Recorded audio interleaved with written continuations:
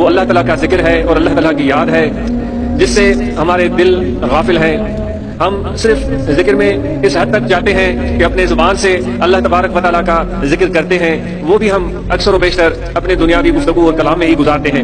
تو زبان ہی ہماری ذکر سے آشنا ہے، اور جو ذکر کی اصل لذت ہے، جو ذکر کا اصل فائدہ ہے، وہ اگر آپ اور ہم حاصل کرنا چاہتے ہیں تو زبانی ذکر کے ساتھ ساتھ ہمیں دل کا ذکر بھی کرنا پڑے گا، تاکہ یہ دل جو کہ اصل انسان کے لیے ایسی اہمیت رکھتا ہے کہ پورے بدن کی اصلاح کا مدار، جس طرح کہ حدیث میں کہا گیا کہ انسان کے دل کی اصلاح پر ہوتا ہے۔ تو دوستو، خوشی اور مسرت کا احساس بھی انسان کے دل میں پیدا ہوتا ہے، غم اور دکھ کا احساس بھی انسان کے دل میں پیدا ہوتا ہے۔ تو دل انسان کے لیے یوں کہا جائے کہ ایک رہنما کا کردار ادا کرتا ہے۔ لوگ دماغ سے سوچتے ہیں، وہ بہت بڑی اچھی بات ہے۔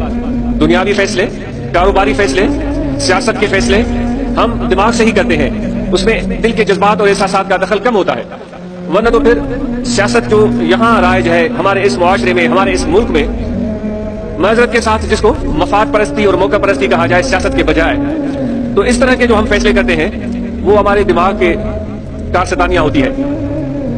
ان کو آپ وقت کی ضرورت بھی کہہ دیتے ہیں، ان کو حالات کی نزاکت بھی کہہ دیتے ہیں، ملک کا مفاد بھی کہہ دیتے ہیں، کہہ سکتے ہیں اپنے عوام کی بھلائی بھی کہہ سکتے ہیں۔ یہ ہمارے دماغ کا جو ایک عمل ہے وہ اپنے اپنے حالات کے مطابق فیصلے کرنے پر ہمیں آمادہ کرتا ہے، جو ہمارا یہ ماحول ہے، جو ہمارا معاشرہ ہے۔ لیکن آج دماغ کی سوچ کے ساتھ ساتھ دل کی محبت اور احساس کی بھی بات کی جا رہی ہے۔ بہت سارے لوگ دل سے فیصلے کرتے ہیں، وہ ان کے لیے نقصان کا بھی باعث بن جاتے ہیں۔ وہ فیصلے ان کے لیے بعض اوقات نقصانات کا باعث بن جاتے ہیں، دنیاوی نقصان، پیسے کا نقصان، لیکن وہ اپنی ڈگر پر چلتے ہیں۔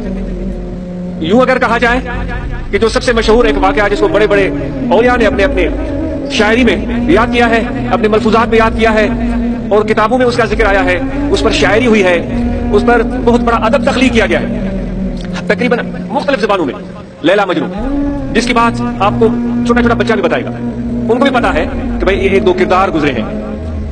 یوں کہا جاتا ہے کہ مجنون بڑا عقل مند انسان تھا، پڑھا لکھا بندہ تھا، اور بڑے اچھے فیملی سے تعلق رکھتا تھا، اس کی بڑی عزت تھی، بڑا وقار تھا، لیکن اس کا دل ایک عورت پر آ گیا۔ اس کی محبت جس طرح آپ پڑھیں گے کس قسم کی تھی وہ بھی بڑا دلچسپ موضوع ہے۔ ایسے لگتا ہے کہ اس کی محبت وہ محبت نہیں تھی جو کہ مفاد پرستی والی محبت ہو، وقتی ہو اور نفس کی خواہش کی تکمیل کے لیے ہو، اس طرح کی کوئی چیز اس کے واقعات میں نظر نہیں آتی۔ اس عالم نے، اس فاضل اور دنیا دار رئیس زادے نے اس خاتون کی محبت میں سب کچھ بلا دیا تھا، اپنی شرافت، اپنی نجابت، سرداری اور دولت، علم، یہ سب چیزیں بھول بھال کر وہ جا کر اس خاتون کی گلی میں بیٹھ گیا تھا، اور پوری زندگی اس نے، جس طرح کی کتابوں نے لکھا ہے، لیلا لیلا کرتے کرتے گزار دی تھی۔ لگتا اسی طرح ہے کہ اس کے دل کا فیصلہ تھا۔ اگر دماغ سے وہ کام لیتا تو وہ ہرگز اس طرح نہ کرتا۔ کسی خاتون سے شادی کرنا کوئی اتنا بڑا مسئلہ تو نہیں، وہ یہ بھی کر سکتا تھا اگر موقع پرست ہوتا، اگر وہ مفاد پرست ہوتا، اگر وہ نفس کی خواہش کی تکمیل چاہتا تو اپنی سرداری، نجابت کو کام میں لے آتا، بڑے تمترار سے اس کے پاس جاتا، اس کو عقد نکاح کی دعوت دیتا۔ ایسا بھی ہو سکتا تھا، ایسا بھی ہو سکتا تھا کہ وہ دولت کے انبار اس کے سامنے لگا دیتا کہ چلو یہ اتنی دولت ہے، تم مجھے میری ہو جاؤ، میرے ساتھ شادی کر لو۔ یہ بھی کر سکتا تھا، لیکن جو میں نے تھوڑا بہت پڑھا ہے ایسا کوئی معاملہ وہاں نظر نہیں آتا۔ عورت کی کمزوری سونا ہوتا ہے، زیورات کے انبار لگا دیتا اور اس کو دعوت دیتا کہ تم مجھ سے عقد نکاح کر لو۔ ایسا بھی ہو سکتا تھا، لیکن اس نے یہ نہیں کیا۔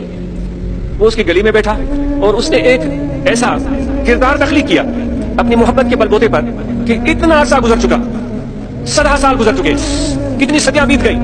حیرت کی بات ہے کہ اس وقت بڑے رئیس زادے بھی ہوں گے، بڑے بڑے ہوشیار، چالاک اور ذہین اور فتین وزیر بھی ہوں گے، جو اپنے حکمت عملیوں سے بادشاہی کو چلاتے ہوں گے اور بادشاہ کو مشورے دیتے ہوں گے، ان کو کوئی یاد نہیں کرتا۔